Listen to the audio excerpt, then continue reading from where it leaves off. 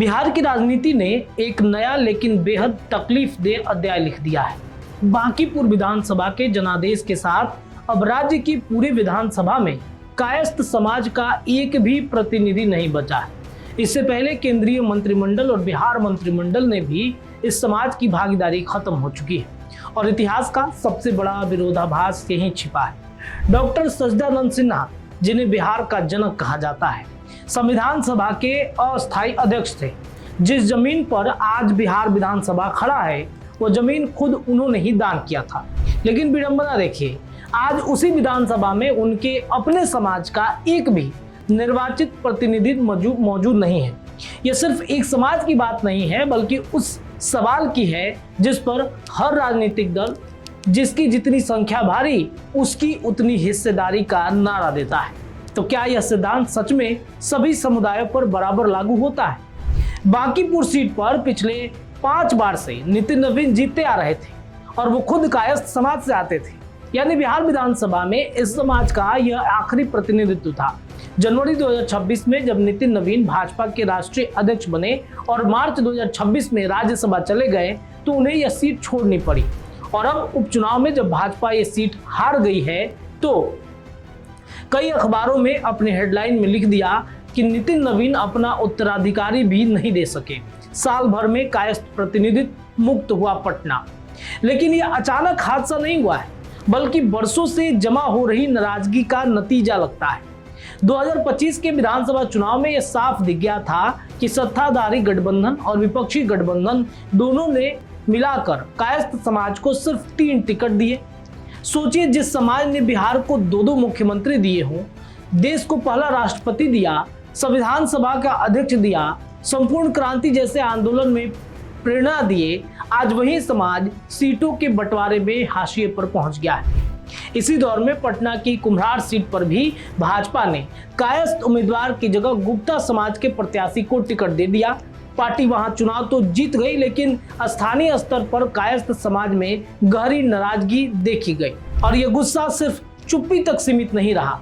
अक्टूबर 2025 में जब भाजपा के राष्ट्रीय मंत्री ऋतुराज सिन्हा, जो खुद कायस्थ समाज से आते हैं, पूर्व राज्यसभा सांसद आर.के. सिन्हा के बेटे हैं और पीएम मोदी अमित शाह के करीबी माने जाते हैं, पटना सिटी के प्राचीन चित्रगुप्त मंदिर पहुंचे तो वहां समाज के लोगों ने उन्हें घेराव कर दिया।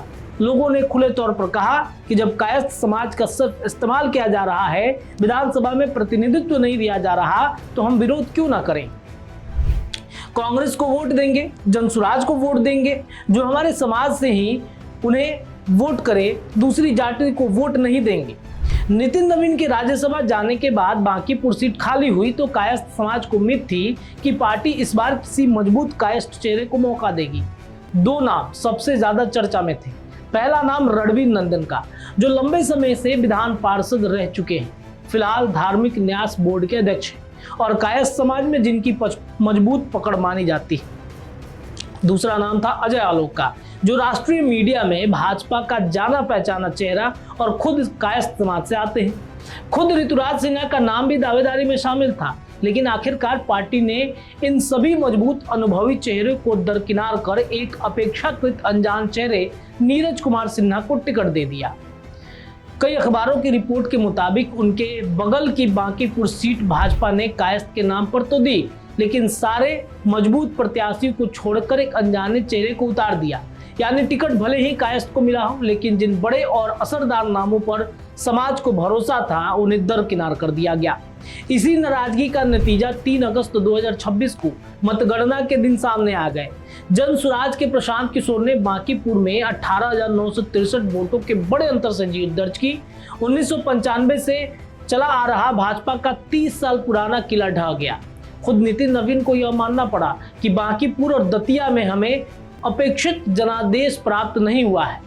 राजनीतिक विश्लेषकों का मानना है कि उम्मीदवार चयन को लेकर कायस्थ समाज में बड़ा असंतोष था और इस हार की बड़ी वजह भी यही रही।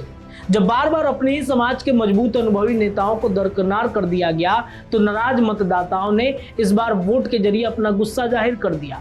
तो आज तस्वीर यह है कि जिस समाज ने बिहार को 2-2 मुख्यमंत्री दिए, देश का पहला राष्ट्रपति और संविधान सभा का अध्यक्ष दिया, जिसने खुद अपनी जमीन दान देकर बिहार विधानसभा भवन को जन्म दिया, आज उसी विधानसभा में केंद्रीय मंत्रिमंडल और बिहार मंत्रिमंडल में उस समाज का एक भी प्रतिनिधित्व नहीं बचा।